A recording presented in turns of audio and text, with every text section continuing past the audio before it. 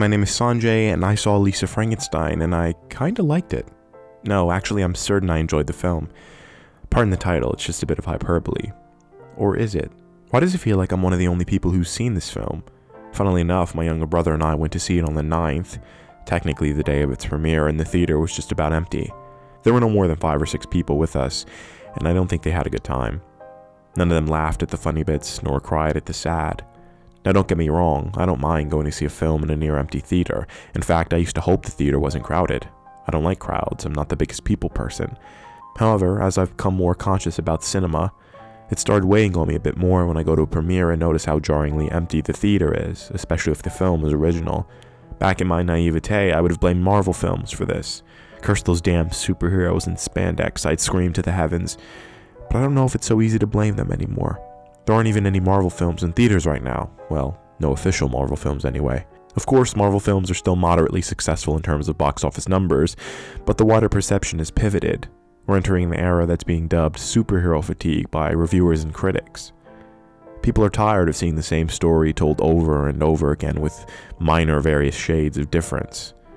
So if all that is the case, then why aren't people going to see original films? That's something I keep top of mind when going to the movies these days. Who am I supporting by buying a ticket to this film? Is this some sort of cash grab franchise, or is this the work of someone who cares about the art of medium of filmmaking? This is getting all a bit too deep for me, perhaps a bit depressing as well. My point is, not many people are going to the movies anymore, and it makes me sad. I don't want to see this form of entertainment cease within my lifetime, and it's looking more and more like that could be the case. Hell, I don't even go to the movies as much anymore, despite forcing myself to do so. I tell myself it'll be easier just to wait until it comes out on digital to watch it in the comfort of my own home, and then I remember that Nicole Kidman ad and rush to my nearest AMC. I don't know, it's just one of the many ways the pandemic changed society, I suppose. Anyway, Lisa Frankenstein is about a young woman, Lisa Swallows, living on the fringes of her small town because of her oddity, and a bout of mutism that arose after her mother's gruesome and untimely death sometime before the events of the film.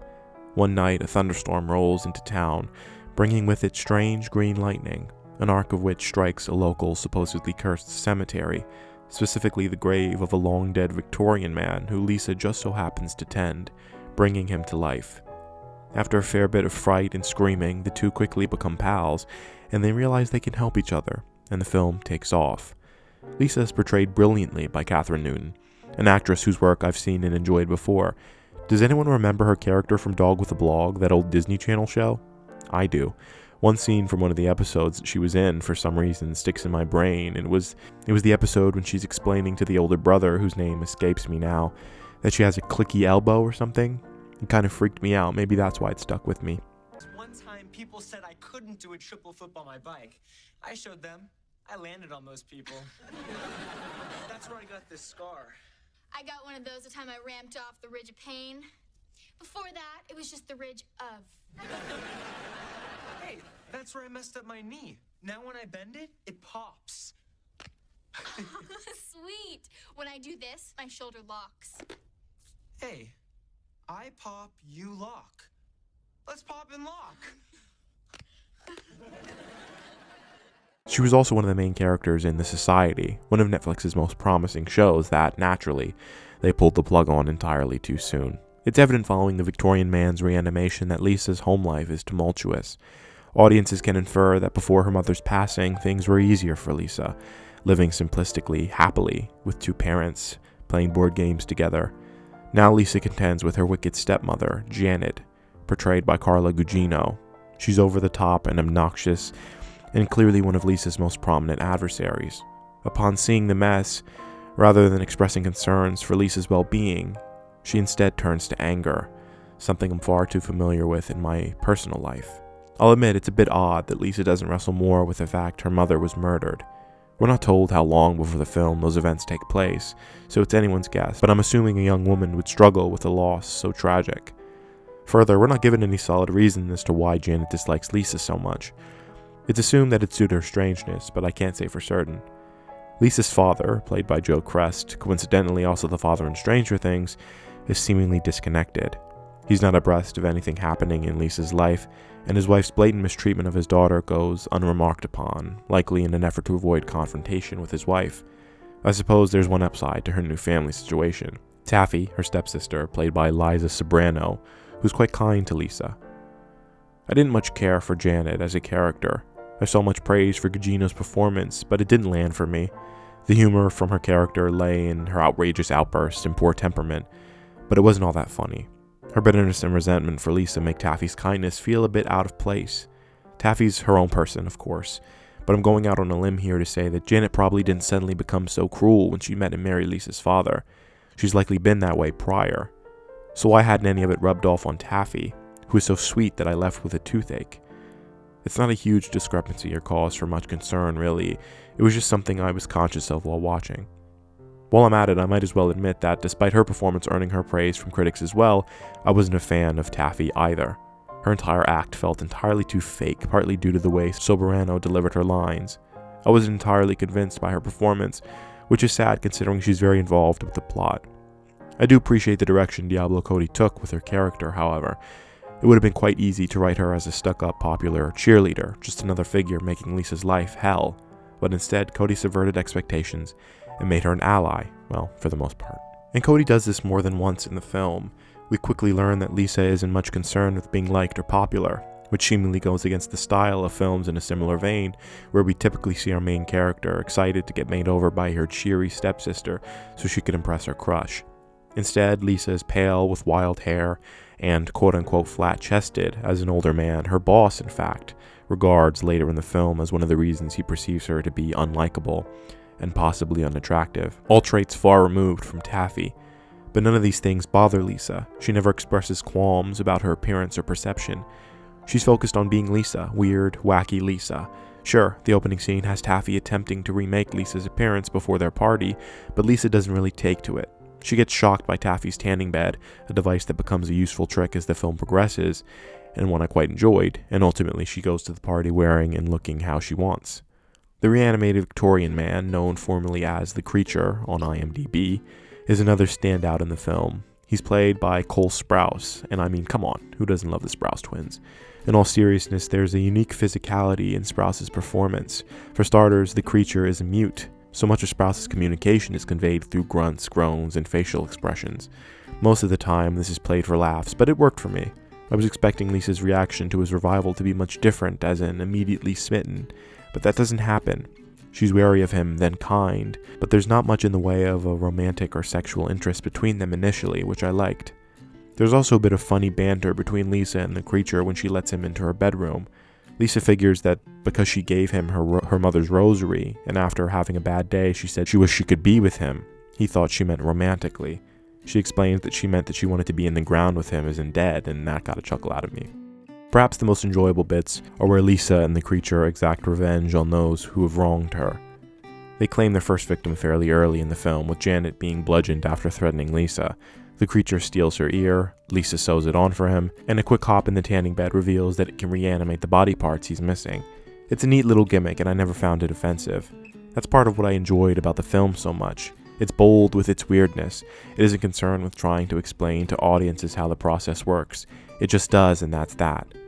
Killing Janet sells Lisa on exacting revenge on the others who've wronged her, and Doug, her creepy lab partner who assaults her at the party at the beginning of the film, gets axed next, so the creature can have a new hand. Lisa's shift is quite drastic, appropriately so. She starts out rather passive, but quickly becomes active and realizes the newfound power she possesses having an undead companion. She becomes confident in her eccentricity, and it shows. Her transformation is as visual as it is emotional, with her donning black clothing only causing her to further stand out against the red and beige hues of her high school hallways. I'm glad Lisa retains her agency as she and the creature get closer. After Janet's accidental murder, it's Lisa who suggests Doug as the target for the creature's new hand, and the dynamic pretty much remained that way throughout the scenes she and the creature are in together. It would have been a mistake to have the creature issuing orders and Lisa comply, rather than vice versa, and the filmmakers avoid this. Lisa's sexuality is another significant point of the plot. She expresses to the creature that she doesn't want to die a virgin, likely due to unspoken pressure from her peers. I mean, even Taffy asserts a bit of this pressure, walking around at one point with a hickey on her neck. I'm pretty sure she says something to Lisa about her virginity as well at some point in the film, though I can't remember for certain. But again, Lisa takes charge with this declaration.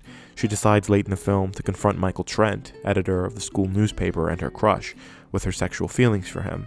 It's when this doesn't work out that she realizes her feelings for the creature and opts to have him instead. As someone who's made their opinion on rushed romance fairly clear recently, I appreciate the time with which the romantic tension simmers here. Lisa's in no rush to sleep with the creature, and their feelings for each other come to light naturally. While I do have much praise to sing this film, I do have some critiques with the final act. The final act unfolds quickly, too quickly for me. We roll from one of the final murders into acknowledgement of feelings between Lisa and the creature, and then into sex. Everything around Lisa begins deteriorating, and she's fast become the police's top suspect in the recent disappearances and murders. With the walls closing in around her, Lisa makes the final decision, much to the creature's dismay, and much like him, all we can do is watch. But the ending feels robbed of emotional significance for this reason. The stakes aren't high enough. It's hard to discuss without spoiling the film, but I'll try my best. I'll admit I was saddened by the ending. Lisa's decision, though rash, felt in line with her established character. Simultaneously, audiences can quickly discern what will happen next, given the circumstances up until that point in the film, and therefore what ultimately happens rings hollow. We know it isn't permanent, and that feels wrong somehow. We also don't get much closure between Lisa and Taffy. There's a bit at the start of the third act, but it's minuscule. Again, without spoiling too much, there was a betrayal, and Lisa got over it far too quickly. I'm starting to think that this girl has emotional issues. Maybe she does. I don't know. But that's twice Lisa's reaction wasn't up to par with what was happening to her. It's just another way the audience and Lisa, to be honest, are robbed of catharsis. Lisa Frankenstein is visually striking, calling back to a time of loud clothing, big hair, and lurid neon lighting. There isn't anything particularly interesting about the way it's shot, but I was constantly pleased with what I was seeing on screen. I was especially keen on Lisa's fashion, mentioned previously, and the way it represented the essence of her character. If anything, Zelda Williams deserves credit for the way the film looks. Lisa Frankenstein feels like a solid 7 out of 10 for me. As a feature-length directorial debut, it's nothing to sneeze at. You're never quite sure what's going to happen next, but you can bet it'll be entertaining. Occasionally, it stumbles over its editing, which feels odd in places, unintentionally so. This was evident at the start of the film, where a few too many cuts during the party scene feel jarring. Of course, there's the standard shot-reverse shot during dialogue as well, which felt far too flat for a film so visually stylized, and this can be said about much of the film. Compared to the narrative and what we see on screen, the cinematography feels uninteresting. It's all a learning process, and I'm sure Williams will develop her style further as she continues directing. But this film just felt like it could have used a bit more visual spice in terms of cinematography. Sometimes the film gets hung up on its writing, which can lead it to feeling stunted in places, especially in the dialogue. It also struggles to strike a balance between the content and its rating. This film is PG-13. Despite that, there are some decently horrific and bloody moments that are shown, but it's never quite enough. I'm not sure why they didn't go with a more restrictive rating. The content lends itself to something like an R. Perhaps they thought the target demographic would have been younger couples. After all, the film released right before Valentine's Day, but it doesn't feel like it wanted to be kid-friendly. With an R rating, this film could have truly pushed the envelope, gone further with its body horror scenes and adult humor to create something truly incredible. What did you think of this film? Leave me a comment. Feel free to subscribe, or don't. Just leave me a like on the way out. Alright, take care.